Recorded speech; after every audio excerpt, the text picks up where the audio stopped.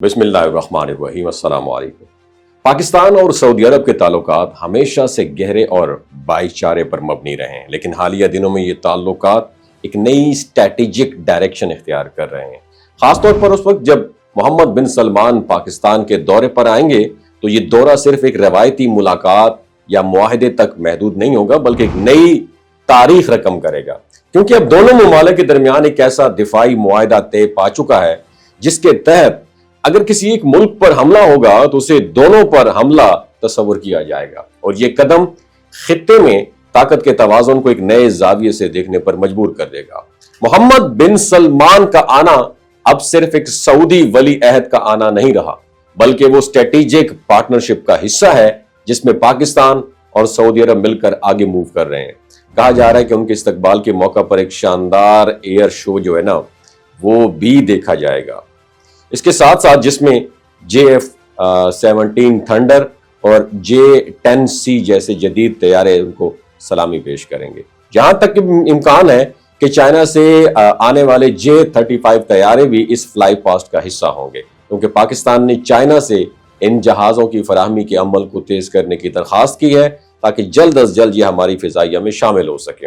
ये महज डिफेंस नहीं बल्कि खित्ते में एक ताकतवर मैसेज भी होगा, और इस दौरे के दौरान सिर्फ दिफाई मुआहदात ही नहीं बल्कि बड़े पैमाने पर तिजारती और मुआशी मुआहदे भी मुतवक्के हैं। और बताया ये जा रहा है कि मोहम्मद बिन सलमान अरबों डॉलर्स की सरमायाकारी के मुआहदात पर दस्तखत भी करेंगे, जिनमें तवानाई, इंफ्रास्ट्रक्चर और खासतौर पर आयरन एंड स्टील इंडस्ट्री शामिल होगी। इससे पाकिस्तान में रोजगार के मौके जो है ना वो पैदा होंगे, और सऊदी अरब में पाकिस्तानी वर्कर्स के लिए मजीद सहूलतों की अनाउंसमेंट भी एक्सपेक्टेड है।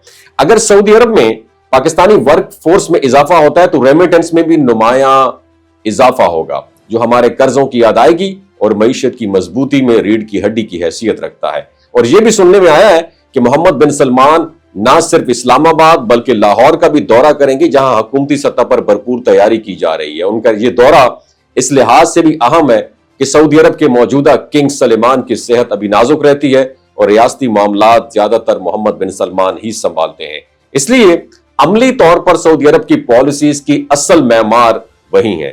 और सबसे बढ़कर बात यह है कि महज एक दस्तखत मोहम्मद बिन सलमान के कलम से अगर कर्जों के बाब पर हो जाए तो पाकिस्तान के तमाम गैर मुल्की कर्जे एक ही लम्हे में खत्म हो सकते हैं। और ये वो उम्मीद है जिसे अवाम दिल में लिए बैठे हैं कि शायद सऊदी वली अहद का ये दौरा पाकिस्तान को नई मुआशी आज़ादी भी फराहम करे। और ये दौरा सिर्फ एक रवायती सफारती अमल नहीं बल्कि एक ऐसा मोड़ है जो पाकिस्तान और सऊदी अरब के ताल्लुकात को अगले कई दहाइयों के लिए नई बुनियाद फराहम करेगा, और दिफा से लेकर मईशत तक हर शोबे में एक नया दौर शुरू होगा। आपकी क्या राय है नीचे कमेंट सेक्शन में जरूर बताइएगा। ये जो गिलगित बल्तिस्तान के लोग होते हैं ना, इनकी एवरेज उम्र 90 साल से भी ज्यादा होती है।